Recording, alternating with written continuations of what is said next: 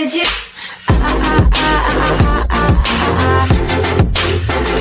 Anything you want. Do the dollar and the stock market come crashing down to economic reality this week? Gold and silver are not likely to go much lower in price as conditions rapidly deteriorate in the real-world economy and in the markets. Nothing has been fixed. Take Venezuela. Now we get one of the tried-and-true flush em out tactics, the blackout. I wonder how long it will be before we surround Maduro and start blaring Metallica's Enter Sandman 24/7, because everybody knows you don't cut off a dictator's power without blaring the deep state-approved heavy metal rock music. Regardless, with each passing day South America in general, and Venezuela specifically, the U.S. empire becomes more bogged down and fast reaching the point where something may be done out of sheer desperation. And not in a good way. Are the markets ready for that? We'll see. What about the economy? Take the struggles of the tech companies. I'm talking about the tech companies that actually make things, such as computer chips, graphics cards, RAM, and other hardware. Prices have been plummeting on hardware components, and balance sheets around the world already look level in Fruit Ninja. It is only a matter of time before the mass layoffs begin. Is the economy ready for that? We'll see. Okay, hey half dollar, are you saying there is an entire industry out there in a state of collapse, yet hardly getting any coverage? Yes. I am saying that. What do we hear about? We hear about the auto bubble. We also hear about the housing bubble. But what about the bubble in tech that's popped? After Bitcoin went bust in early 2018, tech companies were caught a little bit too ambitious. They thought the good times would go on forever, and that there could only ever be rising profits. Tech companies got caught up in the pipe dream, aided and abetted by the 24/7 manipulation of all markets. So big tech produced way too much supply, and now they're trying to push supply onto overly indebted people and governments. The point is that no matter where one looks, the economic, market, and even political and geopolitical deterioration continue.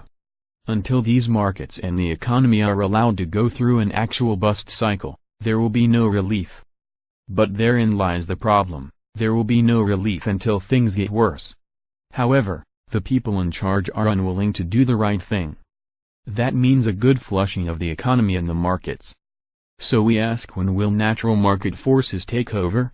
Sooner or later market forces must take over. Will the market assert itself this week? If so, I'd be looking at the dollar. And the stock market. For clues. Because we can't get clues from official sources. I mean, look at all the data that is still delayed from the government shutdown back in December and January. The tinfoil hatter in me sees plenty of opportunity to rewrite the narrative.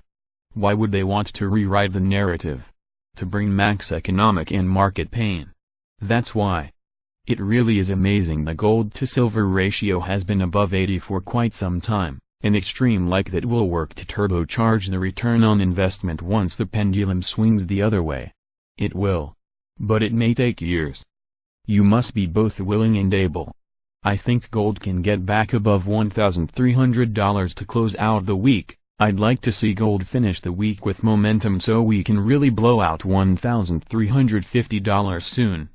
We really need to leave $1,350 as far behind as we can, and finishing the week near $1,350 may provide a setup we need to do just that.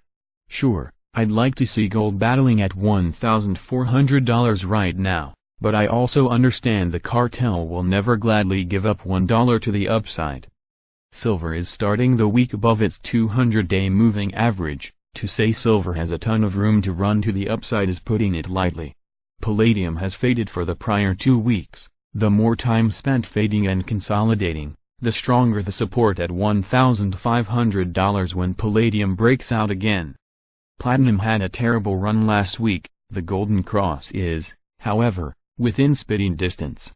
Crude oil has gone nowhere in a month. I still think the next major move for crude oil is higher, especially as the dollar starts falling again. Copper has also faded its recent price gains. Copper's golden cross should be clearly visible by the end of the week, however, The stock market looks to be rolling over. If the stock market does start dropping again, all eyes will be on Fed head Powell as the masses beg to keep the status quo. The VIX was setting up for a spike at the end of last week. I'm looking for increased volatility this week. If there is volatility and a stock market drop, I'd be looking for new 52-week close-in yield. I'm still expecting a plunge in yield as the stock market comes down. The dollar is starting the week above 97, we triple-topped, so I'm really looking for a weaker dollar now. What is the bottom line as we head through this week? I think we could see a black swan this week, such as the collapse of another industry, or a U.S. empire geopolitical blunder, which could usher in the changes that we all know are coming. Because nothing is fixed, except for the markets. But they're unnatural. And also temporary. This will not last much longer.